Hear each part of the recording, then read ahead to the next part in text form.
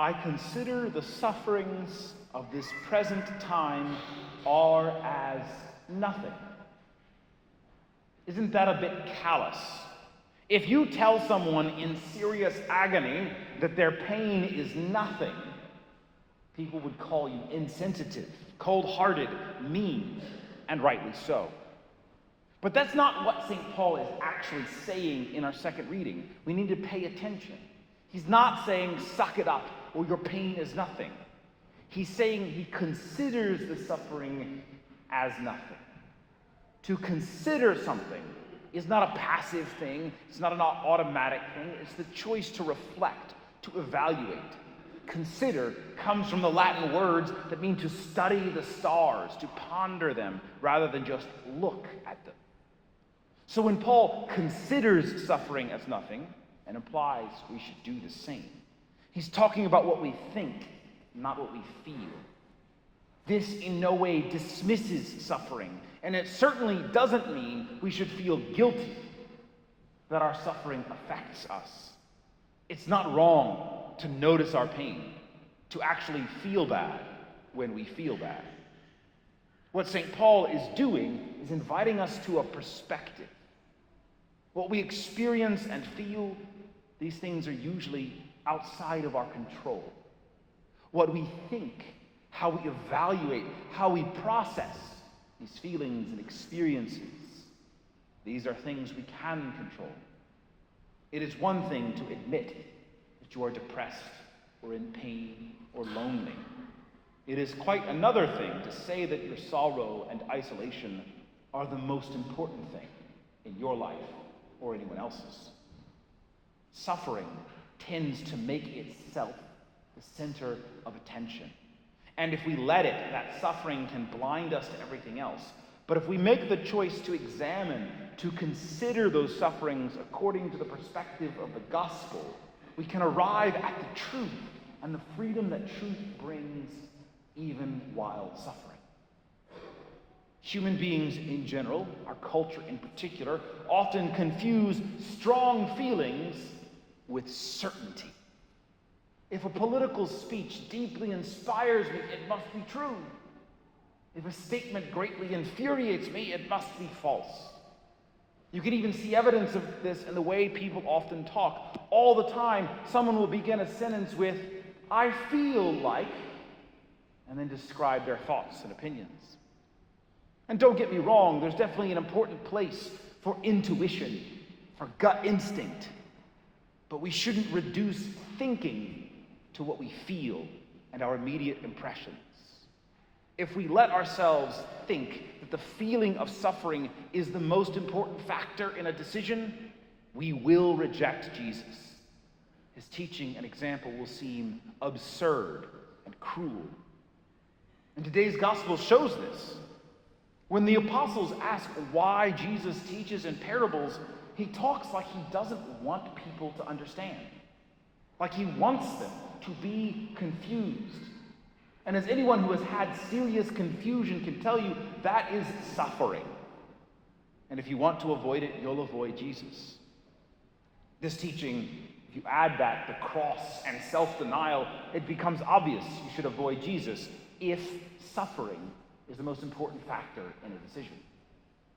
But with perspective, with realization that the true value of a situation, of something, is not determined by the feeling, well, then we get a clearer picture.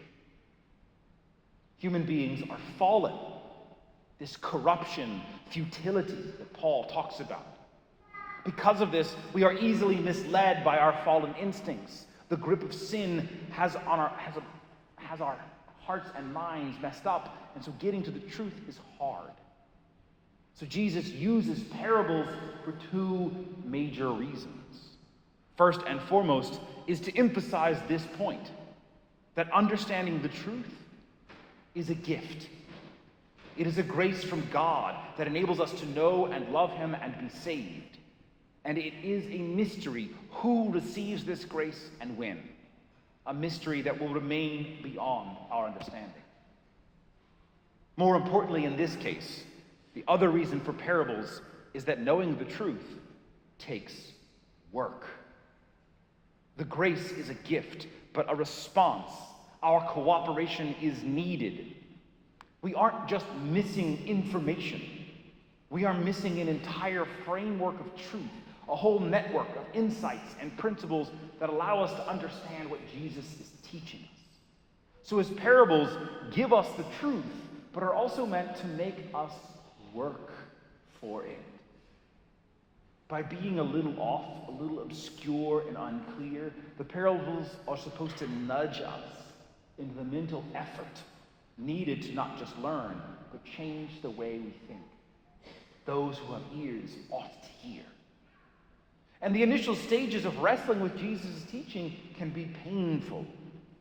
But just like doing math problems as a child over and over enables you to better think and solve problems in the future, so praying and thinking through these parables enables you to more quickly and easily think like God down the road.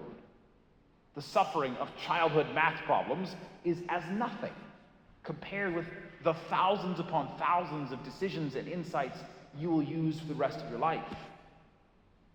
These trials of praying and working through the teaching of Jesus breaks up the hardened dirt of our hearts so that the seeds of the gospel can penetrate and bear fruit. This, by the way, is why God so rarely, sometimes, but rarely, answers a prayer with a direct and simple, do this, go there.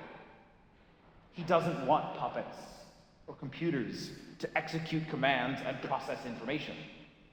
He wants sons and daughters who live and think like him. This is why, far from dismissing our sufferings, St. Paul's letter is giving them value by comparing them to something great. To say that one thing is more powerful than the other does imply there's power in the first thing. Jesus sees your sufferings. He knows how immense they are, how real. The point being made here is that yes, you can and should admit that your experiences of futility and corruption and pain and suffering are very real. And at the moment they're happening, seem very, very powerful. For all of that, however, don't think that they are all there is. Using your mind, the light of the gospel, the grace of God, we consider those moments, to put them in their proper place, to realize that as great as these sufferings are, they are completely surpassed by the glory to come, like a candle put in the light of the sun. This takes an act of trust and faith because the suffering feels real now, and the glory is yet to come. But that hope is not blind. The very fact that something deep within you yearns for peace, groans for redemption, as Paul says, is part of the evidence, the first fruits, the foretaste of glory made possible by the Holy Spirit. And indeed, it is the gift of the Spirit that has enabled you to consider this in the first place. So take courage, because his work in you has already begun. And when he is done, you too will consider the sufferings of this present time as nothing, mere soil for the seed of your salvation, ready to bear fruit 30, 60, or 100-fold.